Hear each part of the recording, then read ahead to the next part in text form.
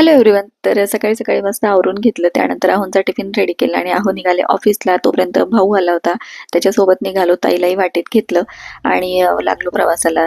नंतर वाटेत आम्हाला की नाही पेरू दिसले. म्हटलं मस्त पेरू घेऊया आणि पेरू वगैरे घेतले आम्ही सोबत. त्यानंतर पेरू खात खात पुढचा प्रवास आपला सुरू झाला.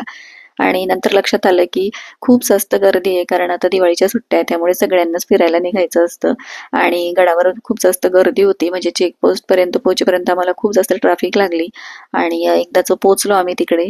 तिकडे पोहोचल्यानंतर आपल्या व्हीआयपी दर्शन होणार होतं, म्हणून जास्त वेळ काही आपल्याला रांगेत उभं राहायला लागणार नव्हतं. मग तिकीट वगैरे आणली त्यांनी. त्यानंतर वरती नेलं. लिफ्ट आधी आपण ट्रेनने गेलो, नंतर लिफ्टमधून आम्ही डायरेक्ट गाभाऱ्यात पोहोचलो.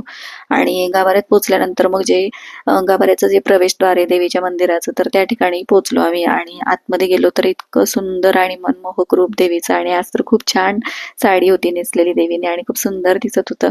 त्यानंतर मग तिकडे हात जोडून नमस्कार केला, प्रार्थना केली आणि मस्त मनसोक्त असं दर्शन घेतलं माता राणींचं. आणि त्यानंतर पुन्हा आम्ही खाली येण्यासाठी ट्रेनकडे आलो. खाली आल्यावर म्हटलं चला इथल्या कॅन्टीनला आपण कधी जेवण ट्राय केलेलं नाही, तर करूया म्हटलं यावेळेस. आणि मग तिकडेच आम्ही जेवण वगैरे मागवलं आणि खूप टेस्टी गरम गरम जेवण होतं. त्यानंतर खूप जास्त रिझनेबल रेटमध्ये पण होतं.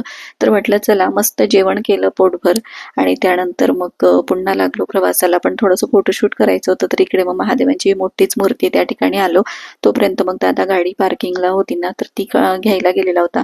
पण पार्किंगमधून गाडी आणायला जवळजवळ अर्धा तास लागला, अर्धा ते पाऊण तास. आणि संध्याकाळचं अचानक एवढं वातावरण बदललं ना, खूप मुसळधार पाऊस पडला गडावर. आणि म्हणजे मोबाईल काढायला सुद्धा मला वेळ मिळाला नाही.